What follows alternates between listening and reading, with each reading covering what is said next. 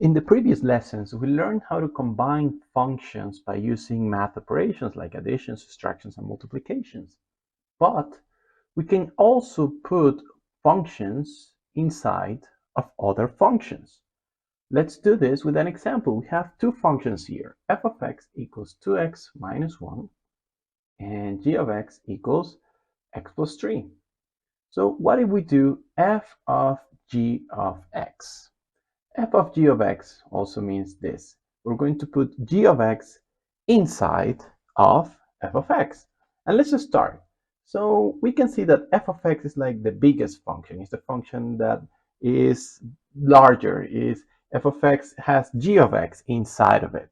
So all we have to do is take f of x and write it. So we write the biggest function first. Then we look at g of x. G of x is inside of f of x. And as we said at the beginning of this unit, whatever is inside of the parentheses of the function, that's what we're going to replace for x. It's just that before we had numbers and we replaced x for the numbers in the parentheses, but now we have g of x, so we're going to replace that x for g of x. But g of x is x plus 3, so we're going to take the x of the 2x minus 1, and we're going to replace it for x plus 3. And this is f of g of x. And technically, yes, this is the answer, but we always have to simplify as much as we can. So let's clean the board so we can simplify this function. How can we simplify this? Well, we have a 2 in front of the parenthesis. Every time we have a number or a negative in front of a parenthesis, we have to distribute that parenthesis. So 2 times x and 2 times 3. This gives us 2x plus 6. 2 times x is 2x, 2 times 3 is 6. And we still have the negative 1 outside of the parentheses. Then we can combine the 6 and the minus 1. 6 minus 1 is 5. And that's it. We can't simplify any further. So we can say that f of g of x is 2x plus 5 after the simplification, of course. And this is how we put functions inside of other functions. But one more time, let's clean the board, because we can also do it the other way around. We did f of g of x. We can also do g of f of x. G of f of x is the same as having g as the big function, f of x as the smaller function inside of g of x. So since g of x is the bigger function now, we're going to write g of x this time.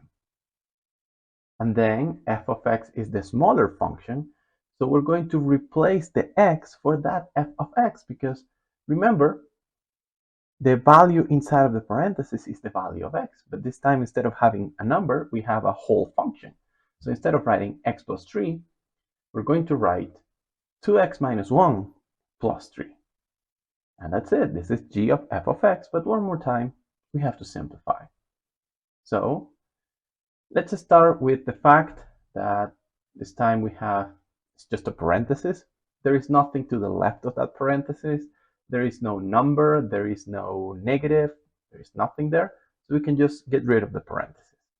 If there is nothing to the left of the parenthesis, we just don't write the parenthesis.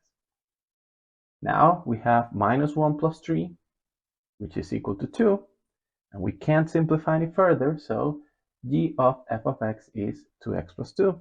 And as you can see, not necessarily we're going to get the same answer. Actually, most of the times, if we do first f of g of x, we're going to get a different answer than if we do g of f of x. So depending on the order, we might get a different answer, but this is how we do composite functions, putting one function inside of the other.